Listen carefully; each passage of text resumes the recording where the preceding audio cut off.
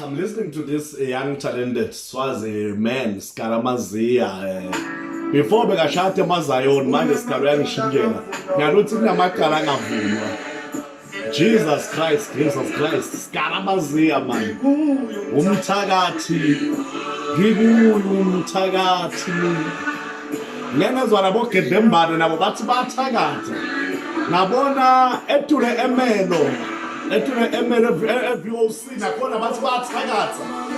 Ngabona nenkulumela Apostle Makulube the bishop naye athi uyathakatha ngegama likaJesu. Ngane Skara wendeni ngane ingoma naye. Jesus.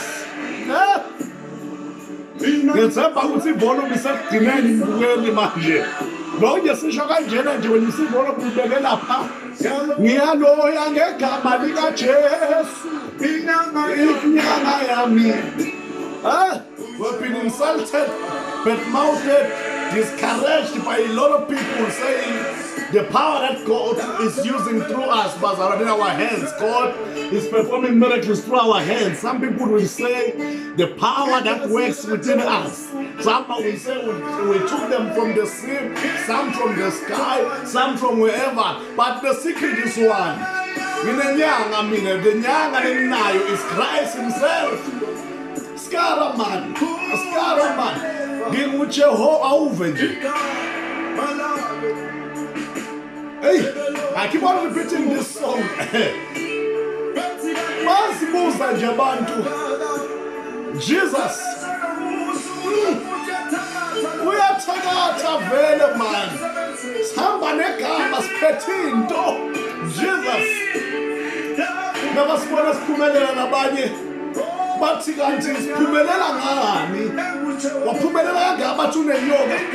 Baye bathi unamanzi, abaye bathi unani? Ubuzwa ukuthi nangabe unale information, why ungaphumeleli nawo? Sengiyavuma mina, nginguye umthakathi. Athi make Bishop Makulubeke lelivangeli lethu liyasebenzela le. Athi ke yena noma ngabe bangathi abantu siphumelela ke bandimbandimbane but siyazi ukuthi lelivangeli lethu linamandla. Jesus, lelivangeli senza siphumelele. This man is a best songwriter, man. Skara, no mfana, you can write songs. Ngiyavuma. I'm also an artist, Prophet Gospel Pile, and Abundance of Praise. But Jenable Mufana Skara Nabu. Press on, my boy. Press on, Mfana. Press on. Pastor Skaramazia, press on. You are going far. You are making it.